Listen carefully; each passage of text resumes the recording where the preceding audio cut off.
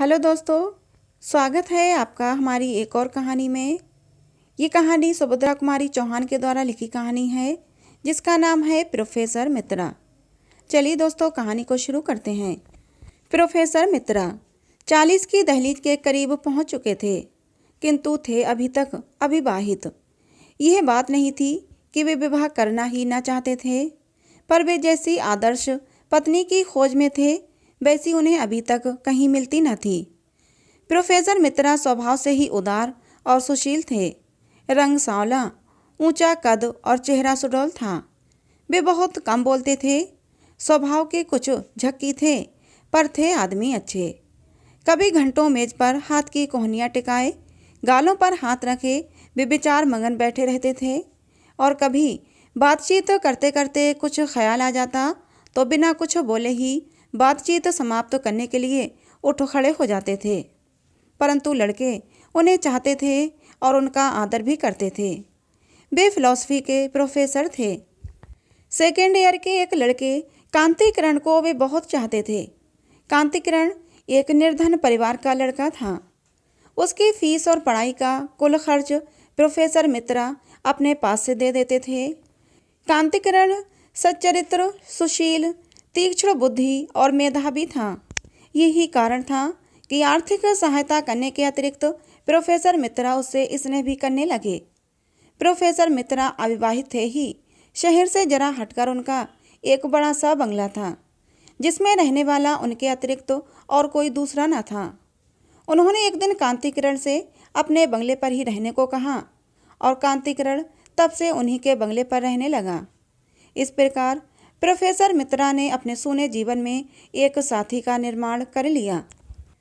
गर्मी की लंबी छुट्टियों के बाद जब कॉलेज खुला तो नई भर्ती होने वाली लड़कियों में कांतिकिरण की भांति ही एक लड़की मृणाल पर भी प्रोफेसर मित्रा की अनुकंपा विशेष रूप से हो गई। ये मृणाल कौन थी, कोई नहीं जानता था। मैट्रिक उसने कलकत्ता से ही पास किया था। अपनी विधवा माँ के साथ कुछ ही दिन हुए यहाँ आई थी। मृणाल की माँ निर्धन थी। यहीं की लड़कियों के मिडिल स्कूल में वो उप पाठिका होकर आई थी। मृणाल की माँ और प्रोफेसर मित्रा में कब वो पहचान हुई, ये कोई नहीं जानता, किंतु मृणाल के भी पढ़ने का सारा खर्च प्रोफेसर मित्रा ने अपने ऊपर ले लिया।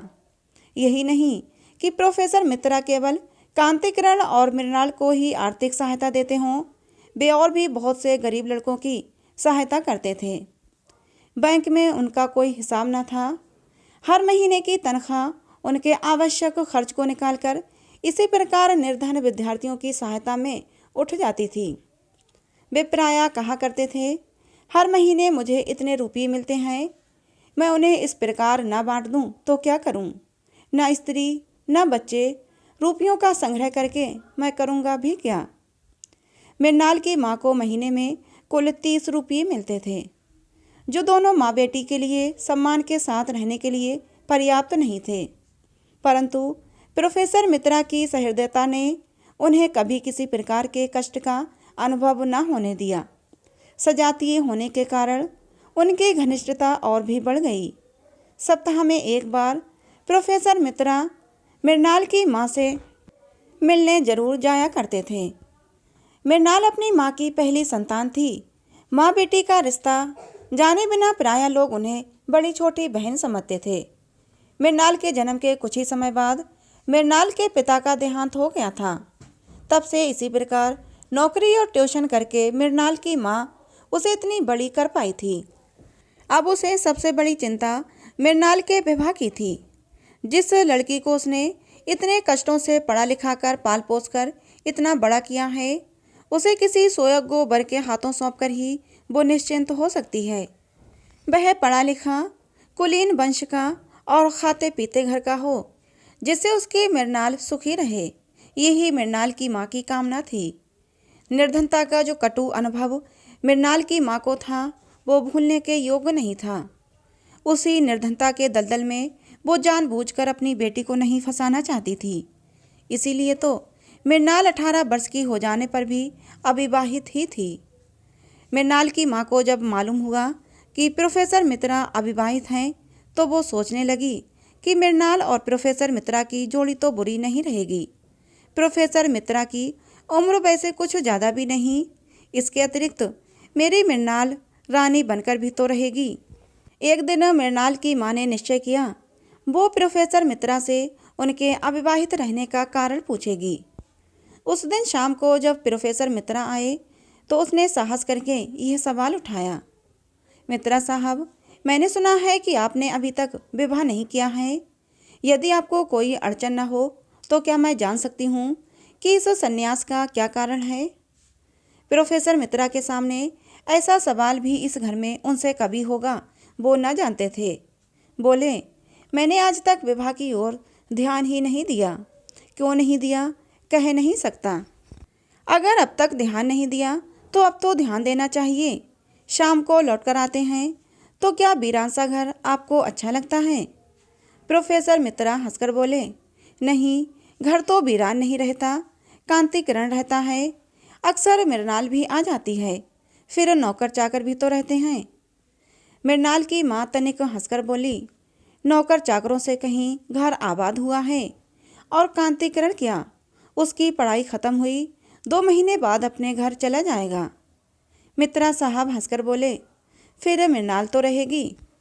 मृणाल की माँ जरा गंभीर होकर बोली, हाँ, मृणाल तो रहेगी, पर ऐसे रहने से क्या होता है? मैं मृणाल के लिए ही कह रही हूँ। अब मृणाल के साथ गृहस्थी बसाओ, मैं भी उसके हाथ पीले करके निश्चिंत हो जाऊं। प्रोफेसर मित्रा चौंक पड़े, मृणाल के साथ गृहस्थी बसाऊं? मृणाल तो बच्ची है, मैंने उसे सहायता दी है, तो क्या उसका पुरस्कार मुझे लेना पड़ेगा? प्रकट में बोले, छोटा था तभी माताजी नहीं रहीं, 20 साल का भी ना होने पाया था कि पिताजी भी संसार छोड़कर चले गए। कोई सुनने वाला था ही नहीं, ना तो विवाह के विषय में कभी सोचा, ना सोचने का समय मिला। आज 18 साल से यूं ही एकाकी जीवन बिता रहा हूँ। जीवन में किसी भी प्रकार का असंतोष नहीं है। अब इस उम्र में शादी करूं, अब तो बूढ़े होने में अधिक देर नहीं है। मृणाल की माँ बोली, यही तो शादी की उम्र है, बचपन की शादी किस काम की? और हाँ मित्रा साहब, तुमने मुझे माँ कहकर सम्मान दिया है, अब उस सम्मान की रक्षा भी तुम ही को करनी पड़ेगी। मेरी मृणाल को तुम देखते आ रहे हो, बुरी लड़की नहीं है। चाल ढाल, बात व्यवहार, रूप और रंग में किसी सुंदर से सुंदर लड़की के सामने भी अगर खड़ा कर दो तो कुछ ज़्यादा ही रहेगी, कम नहीं। यदि तुम मुझसे विवाह करने का आश्वासन दे दो तो मेरी बड़ी चिंता दूर हो जाएगी। प्रोफेसर मित्रा गहरी चिंता में डूब गए। कल्पना की आंखों से बालिका मृणाल को गृहिणी मृणाल के रूप में उन्होंने अपने घर में घूमता देखा। नौकरों से वो ठोक ढंग से काम ले रही है, घर में कोई अव्यवस्था नहीं, सभी काम सुचारू रूप से हो रहे हैं। प्रोफेसर मित्रा को अब घर के किसी भी काम की ओर ध्यान देने की जरूरत नहीं रहती। इसी समय मृणाल की माँ की बात से वो चौंक से उठे। मृणाल की माँ कह रही थी, मित्रा साहब, चिंता ना करो, मेरी मृणाल को स्वीकार कर लो, वो तुम्हारे घर को स्वर्ग बना देगी। मित्रा साहब ने कहा, आप मुझे कुछ दिन सोचने का समय दीजिए, बहुत जल्दी मैं आपको जवाब दूंगा। और फिर वे अपने बंगले की ओर चले। आधे से अधिक प्रोफेसर मित्रा इस विवाह के पक्ष में हो चुके थे। घर आए, देखा ड्राइंग रूम में मृणाल कांति किरण से कुछ बातें कर रही है। जाने क्यों उन्हें ये अच्छा न लगा। आज ये पहला ही अवसर न था कि उन्होंने कांति किरण और मृणाल को बातें करते देखा हो। बहुत बार देखा था, परंतु इस ओर उन्होंने कभी ध्यान ही नहीं दिया था। आज उन्हें दोनों को बातें करते देखकर दुख सा हुआ। उनके चेहरे पर कुछ मलिनता आ गई। मृणाल उन्हें देखती हुई, प्रोफेसर साहब, मैं बड़ी देर से आपकी प्रतीक्षा कर रही हूँ, मुझे आपसे कुछ पूछना है। और कुर्सी खिसकाकर वो प्रोफेसर साहब के बहुत करीब बैठ गई। प्रोफेसर साहब का जी आज पढ़ाने में नहीं लग रहा था। यह मृणाल ने ध्यान से देखा। वो बोली, आपकी तबीयत तो कुछ खराब जान पड़ती है, आप उदास हैं। रहने दीजिए, मैं कल पढ़ लूँगी, बस आप आराम कीजिए। प्रोफेसर मित्रा मृणाल को अपने पास से इतनी जल्दी जाने न देना चाहते थे। मृणाल को वो पहले ही बहुत ज़्यादा चाहते थे। फिर आज उसकी माँ ने विवाह का प्रसंग छेड़कर मृणाल के प्रति उनकी सारी कोमल भावनाओं को जागृत कर दिया। वे बोले, पढ़ो मत, कुछ देर पास बैठो मृणाल। मृणाल बैठ गई। मित्रा ने कई बार उसके सुंदर मुख और अलहड़ यौवन को ध्यान से देखा। उन्होंने निश्चय किया कि मैं विवाह करूंगा। मैं जिस आदर्श रमणी को खोज रहा था वो मृणाल ही है। उससे कल्पना जगत में मृणाल उनकी गृहिणी, बंगले की अधिश्री, उनके बच्चों की माँ, सब कुछ बन गई। इधर मृणाल को बैठे बैठे 20 मिनट हो गए। उसने पूछा, जाऊं? रात बहुत हो जाएगी तो माँ बहुत घबराएंगी। प्रोफेसर मित्रा चौंक पड़े। बोले, हाँ मृणाल, रात बहुत हो गई, चलो तुम्हें घर छोड़ आता हूँ। आप क्यों तकलीफ करते हैं? ड्राइवर से बोल दीजिए, वो छोड़ आएगा। पर प्रोफेसर साहब न माने। वे बोले, नहीं, चलो मैं ही छोड़ आऊँगा। और फिर वे मृणाल को लेकर चले। ड्राइवर तो था भी नहीं। ऐसी हालत में पराया कांति किरण ही उसे छोड़ने जाया करता था। इस वार्ता में भी ड्राइवर की जगह मृणाल का मतलब कांति किरण से ही था। प्रोफेसर साहब मृणाल को छोड़कर आए। उस दिन रात भर वे सो न सके। विवाह की चिंता में उन्हें सारी रात नींद न आई।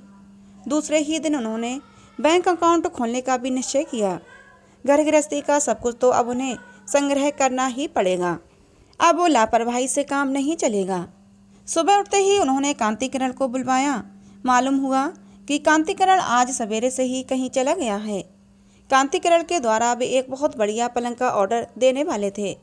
मृणाल के लायक उनकी समझ में उनके घर में कोई भी सामान नहीं था।